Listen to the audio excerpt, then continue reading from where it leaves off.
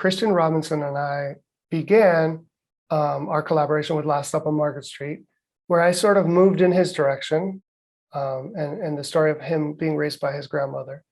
And then that was followed by Carmela, Full of Wishes, where he sort of leaned toward my family background. When we were on tour for Carmela, we had a little free time before one event, and we sat in the cafe together, and we started to talk about what do we want to do next together. And we batted a few ideas back and forth, and we knew we wanted to do public transportation again because we both value that.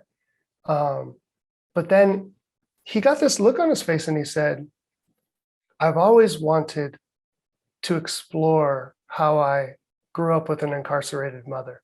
And honestly, that's the last thing I remember from that conversation, because I had always wanted him to say that to me.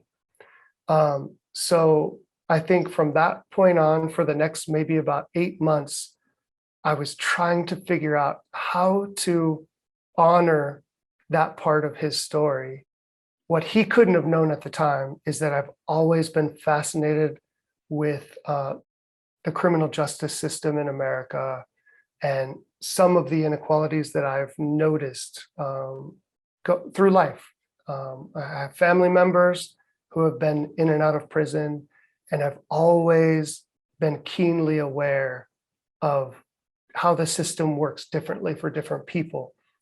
So, and I have a book called We Were Here, a young adult book, which is about kids in a group home, and I worked in a group home. So I took that notice from Christian that he was ready to explore that story, and he was kind of inviting me into that. And I disappeared.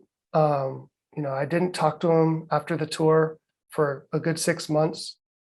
And then I presented him with Milo.